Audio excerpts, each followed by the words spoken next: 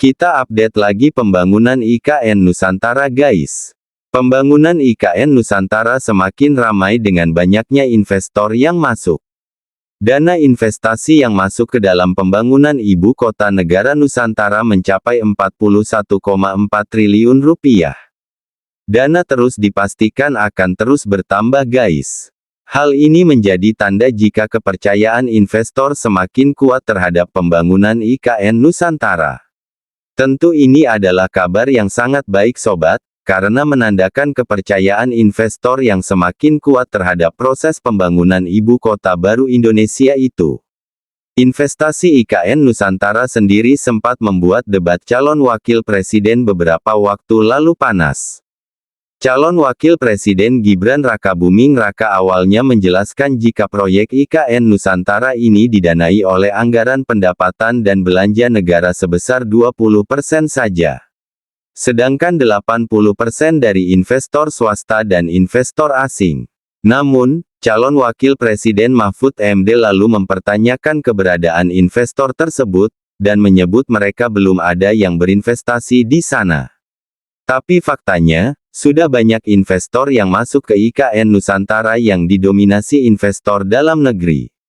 Seperti Agung Sedayu Group, Djarum, Wings Group, Salim Group dan lain-lainnya. Untuk dua perusahaan konglomerat Indonesia, yakni Djarum Group dan Wings Group sempat diterpa isu hengkang dari konsorsium investor yang menggarap proyek di Ibu Kota Negara Nusantara. Namun, hal ini dibantah oleh kedua perusahaan.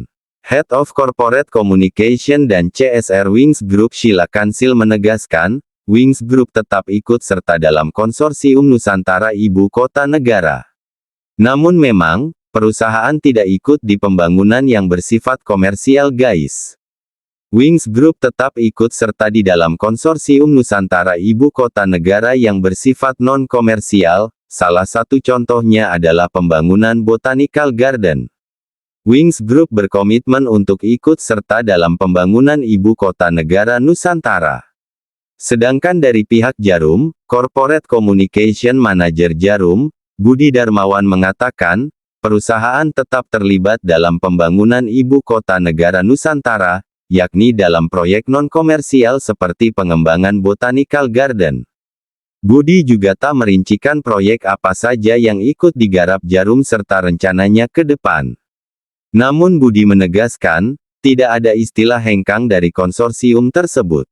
Perlu Anda ketahui guys, merujuk pada data yang disampaikan Otorita Ibu Kota Negara Nusantara pada September tahun 2023 lalu, konsorsium Nusantara terdiri dari 10 perusahaan antara lain Agung Sedayu Group, Salim Group, Sinarmas, Pulau Intan, Djarum, Wings Group, Adaro, Barito Pacific, Mulia Group, dan Astra Group.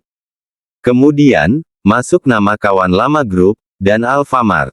Namun dalam dokumen Kaleidoskop Investasi Ibu Kota Negara 2023, nama Djarum dan Wings Group tidak lagi tercantum dalam konsorsium.